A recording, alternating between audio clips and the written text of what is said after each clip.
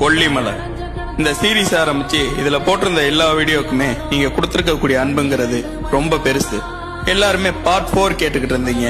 உங்களுக்காக தான் இந்த வீடியோ. நம்ம சீரீஸ் போட ஆரம்பிச்சு கொஞ்ச நாள்லயே நிறைய ஃபாலோவர்ஸ் அவங்களுக்கு நடந்த ட்ரூ ஈவெண்டா நம்ம கிட்ட ஷேர் பண்ணாங்க. ஹாரல் மேத்தாங்கிற நம்மளோட ஃபாலோவர்ஸ்க்கு கொல்லிகில்ஸ்ல நடந்த ஒரு கொடூரமான உண்மை சம்பவத்தை பத்தி இன்னைக்கு வீடியோல பார்ப்போம். கொல்லிமலை பார்ட் 4. ஹாரல் மேத்தா இவரோட பிரதர்ஸ் ஒரு 4 பேர், அது இல்லாம ஆக்டிங் டிரைவர், மொத்தம் 6 பேரா சேர்ந்து 2025 தீபாவளி விடுமுறை நாட்களை கழிக்கிறதுக்காக கிளம்புறாங்க. கொல்லிமலைக்கு காலையிலே வந்து சேர்றாங்க. நிறைய எக்ஸ்ப்ளோர் பண்றாங்க, என்ஜாயும் பண்றாங்க. சாயந்தரம் ஒரு 5 மணி ஆகுது, 6 மணி ஆகுது, இருட்ட ஆரம்பிக்குது. சோ நைட்டு தங்கணுமே அப்படின்னு சொல்லிட்டு ரூம் எடுக்கலாம்னு முடிவு பண்றாங்க. அவங்க அண்ணன் அடிக்கடி கொல்லிமலை வந்துட்டு போறதுனால அவர் சொன்ன ஒரு ரெசார்ட்டுக்கு போலான்னு முடிவு பண்றாங்க.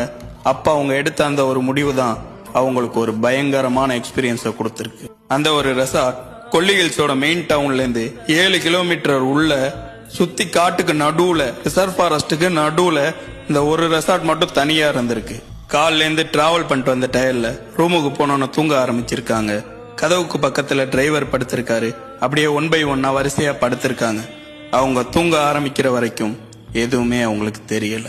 அவங்க தூங்க ஆரம்பிச்சு கொஞ்ச நேரம் கழிச்சு சரியா நைட்டு 1:30 மணிக்கு ஹாரல் மேத்தாக்கு முழிப்பு வருது. எந்திரிச்சு பாக்குறாரு. பார்த்தா அவருக்கு ஏத்த மாதிரி அவரோட பிரதர் தூங்காம உட்கார்ந்துகிட்டு இருந்திருக்காரு. அதே சேம் டைம் டிவியில கந்த சஷ்டி கவசம் ஓடிக்கிட்டு இருந்திருக்கு.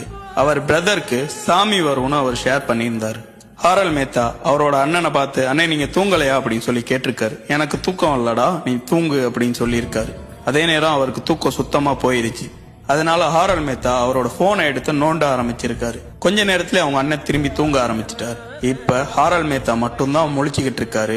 போன் நோண்டிக்கிட்டே இருக்கும்போது அவரோட ஒரு காதுல டிவில ஓடிக்கிட்டு இருக்கக்கூடிய கந்த சஷ்டி கவசம் தெளிவா கேக்குதான். இன்னொரு காதுல ரூமுக்கு வெளியே யாரோ ஒரு 4 பேர் இருந்து பேசிக்கிட்டு இருக்க சவுண்ட் தெளிவா கேக்குதான்.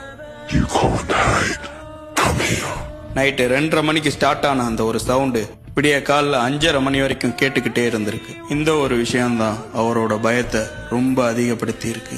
அவர் தங்கி இருந்த அந்த ரெசார்ட்ல இருந்து மெயின் ரோட்டுக்கு போகணும்னா கிட்டத்தட்ட ஒரு 3 கிலோமீட்டர் டிராவல் பண்ணி போகணுமா.